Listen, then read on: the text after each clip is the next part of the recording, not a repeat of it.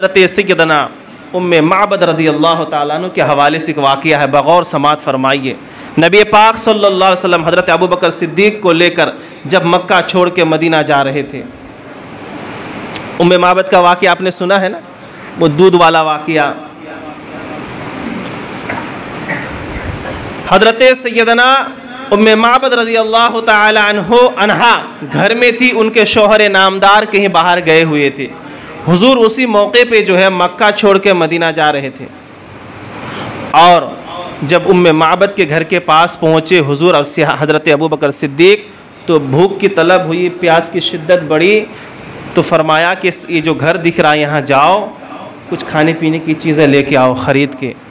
जब हज़रत अबू बकर सिद्दीक़ वहाँ पहुँचे तो उम्मे माबद फरमाती है कि हमारे घर में कुछ नहीं है, ना खाने को ना पीने को, कुछ नहीं है।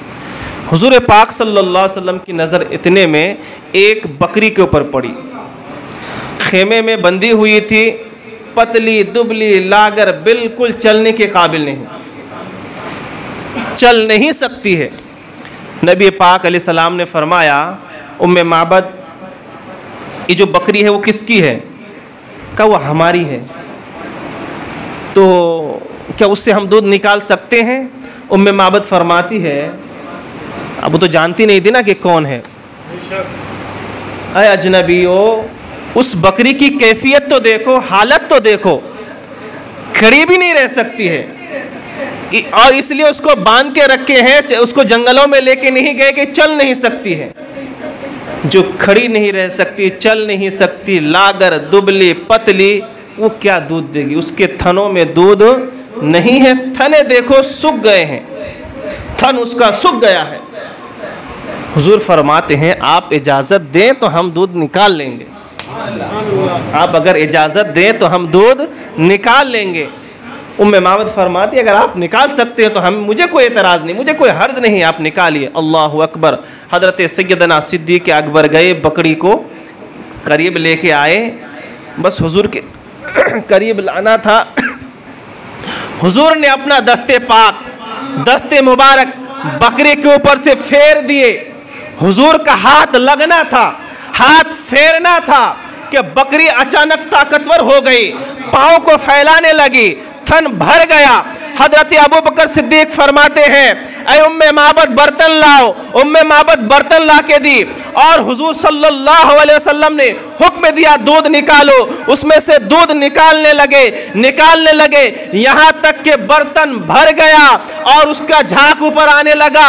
हुजूर अलैहिस्सलातु वस्सलाम बर्तन को लिए, हज़रत उम्मे माबद को दिया, और जो भी उनके घर में थे सबको पिलाया। हज़रत अबू बकर सिद्दीक़ को पिलाया, खुद आखिर में पिए। फिर उस बाल्टी को या बर्तन को उस बकरी के नीचे रखा, फिर दूध निकालने लगे, यहाँ तक कि इस बार भी दूध से जो बर्तन भर गया।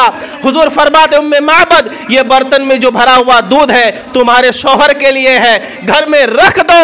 अल्लाहु अकबर। उम्मे माबद देख के हैरान और परेशान हो जाती है, और हुजूर पाक सल्लल्लाहु अलैहि वसल्लम इजाजत लेकर मदीने की तरफ रवा दवा हो जाते हैं। इतने में उनके शौहर नामदार अबू माबद रज़ियल्लाहु ताला अन्हु आते हैं, कहते हैं आज घर का माहौल अलग है, आज घर की कैफियत अलग है और खुशबू अलग है, तुम लोग हशाश हो बशाश हो, क्या बात है? उम्मे माबद फरमाती है, ऐ मेरे शौहर नामदार, आपको मालूम होना चाहिए आज हमारे घर में मुबारक आए हुए थे। अबू माबद फरमाते हैं उम्मे माबद से कि मुबारक है कौन? का वो मुबारक ऐसा मुबारक है कि मैं बता नहीं सकती हूँ। उनके जुल्फ लाजवाब, आंखें लाजवाब, उनके हाथ लाजवाब, उनका जिस्म लाजवाब, उनके नैने लाजवाब, उनके लब लाजवाब, उस लाजवाब है ऐसा शख्स ना मैंने कभी पहले देखी थी, ना सुबह क़यामत तक शायद देख पाऊंगी। तो मुबारक रहता है कहाँ है? उम्मे माबद थोड़ी ना जानती थी कि वो कौन है, मोहम्मद रसूलुल्लाह है कि अल्लाह के आखिरी नबी है, वो तो नहीं जान, अजनबी। अचानक शोहर ने सवाल की तो नाम एक बता दिया, वो मां मुबारक नाम था, और वाकई मेरे मुस्तफ़ा तो मुबारक ही है ना। वो मदीने की तरफ चल पड़े। उम्मे अबू माबद फरमाते हैं, हाँ ऐसे शख्स का मैं चर्चा सुन रहा था। अल्लाहु अकबर। फिर कुछ दिनों के बाद ये दोनों मियाँ बीवी मदीने चले जाते हैं।